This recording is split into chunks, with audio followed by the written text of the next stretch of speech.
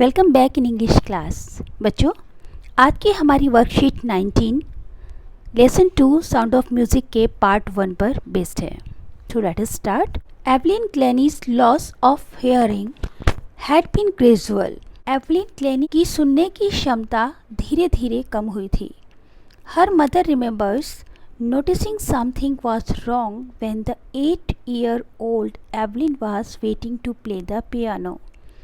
उनकी मदर याद करते हुए बताती हैं कि ये कब नोटिस में आया, जब 8 साल की एवलिन अपनी पियानो बजाने की टर्न थी, उसका वेट कर रही थी। They called her name and she didn't move. उन्होंने उसका नाम पुकारा बट वो अपनी जगह से नहीं हिली। I suddenly realised she had not heard. मुझे ऐसा लगा जैसे उसने सुना ही नहीं। Says Isabel Glennie. Isabel Glennie बताती हैं। इज़ाबेल ग्लेनी कौन है? एवलिन की मदर।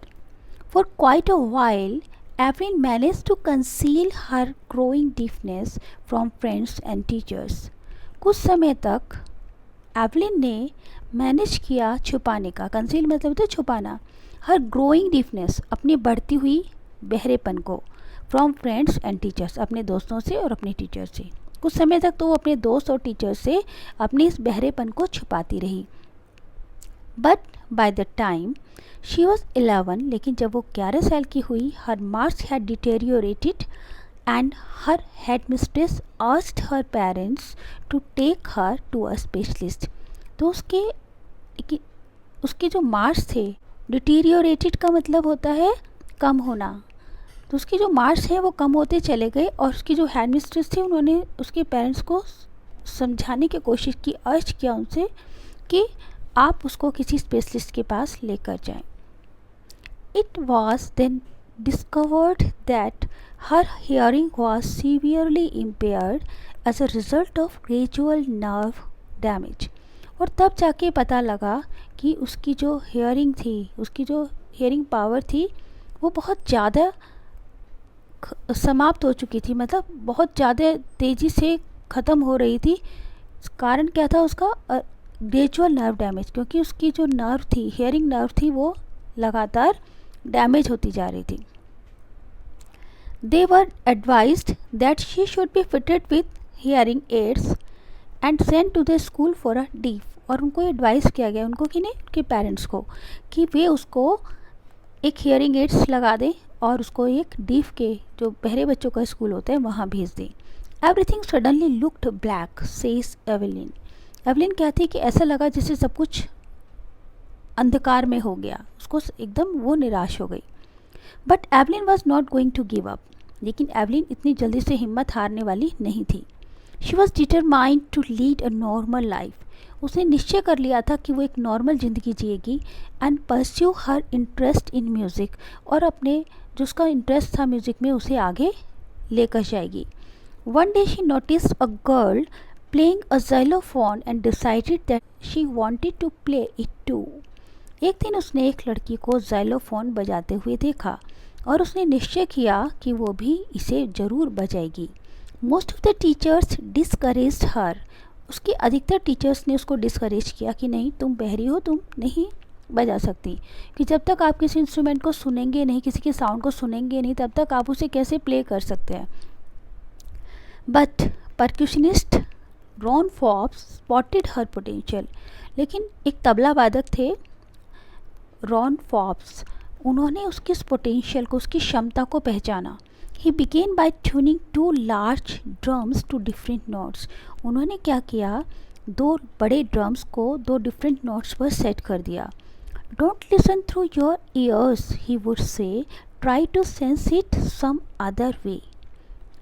उन्होंने क्या कहा कि रॉन फॉब्स ने उससे क्या कहा कि तुम म्यूज़िक को अपने कानों से मत सुनो। Don't listen through your ears, कानों से मत सुनो, बट क्या क्या, try to sense it some other way, किसी तरह से उसको फील करने की कोशिश करो। Says Evelyn, suddenly I realised I could feel the higher drum from the waist up and the lower one from the waist down. और Evelyn बताती है कि अचानक मुझे ऐसा महसूस हुआ कि मैं जो हायर नोट्स, जो हायर ड्रम है, यानी हायर ड्रम पे इन्होंने क्या किया था, हायर नोट्स को सेट किया था, और जो लोअर ड्रम था उस पर लोअर नोट्स को सेट किया था। नोट्स मतलब होता है स्वर, ठीक है। तो वो बताती है एवलिन कि अचानक मेरे को ऐसा महसूस हुआ कि मैं जो हायर ड्रम था उसे मैं वेस्ट अप का मतलब था कमर से ऊपर वाला हिस्सा, कि मैं उसे कमर से ऊपर वाले हिस्से में फील करती थी और उसके वाइब्रेशंस को।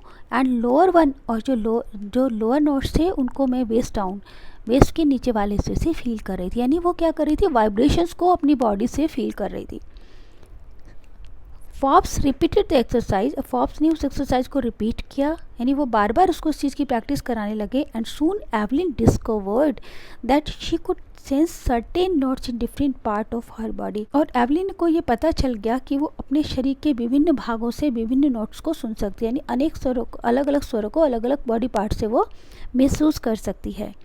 आई had learned to open my mind and body to sounds. अब मैंने क्या, वो कहती है कि अब मैंने अपने माइंड को और अपने बॉडी को स्वरों के लिए, उस साउंड्स को फील करने के लिए ओपन करना शुरू कर दिया। यानी उसको मैं फील, उसके अंदर पूरी तरह से डूब जाना किसी चीज़ के अंदर।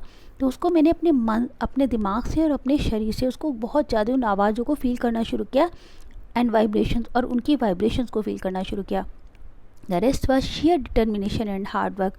और बाकी सारा काम कैसे हो गया, ये सब डिटर्मिनेशन और हार्ड वर्क का परिणाम था। यानी जब आप किसी चीज़ के लिए अड़ जाते हो कि ठीक है मुझे करना ही करना है, जब आप किसी काम को बिल्कुल मन से करना चाहते हो, किसी चीज़ को मन से पाना चाहते हो, तो डेफिनेटली, और उसके लिए आप लगातार एफर्ट्स करते हो उस राइट डायरेक्शन में, तो डेफिनेटली आपको सक्सेस मिलती है। वो कहते हैं ना, where is a will there is a way. तो बिल्कुल वही बात थी कि एवलिन म्यूज़िक सीखना चाहती थी। डेफ होने के बाद भी उसने हिम्मत नहीं हारी, और वो उसके बाद भी उसने उसको फील करना शुरू किया, और वो म्यूज़िक के जो नोट्स थे उनको बहुत अच्छे से उसकी अंडरस्टैंडिंग बढ़ गई। Based on the given above passage from part 1, Evelyn Glennie listened to sound without hearing it. Of the chapter The Sound of Music, answer the following question. तो ये जो लेसन है आपका द साउंड ऑफ म्यूजिक का part 1 था, और अब जो आपने पढ़ा है पैसेज उसके बिहाफ पर आपसे कुछ क्वेश्चंस पूछे गए जिनका आंसर आपको देना है।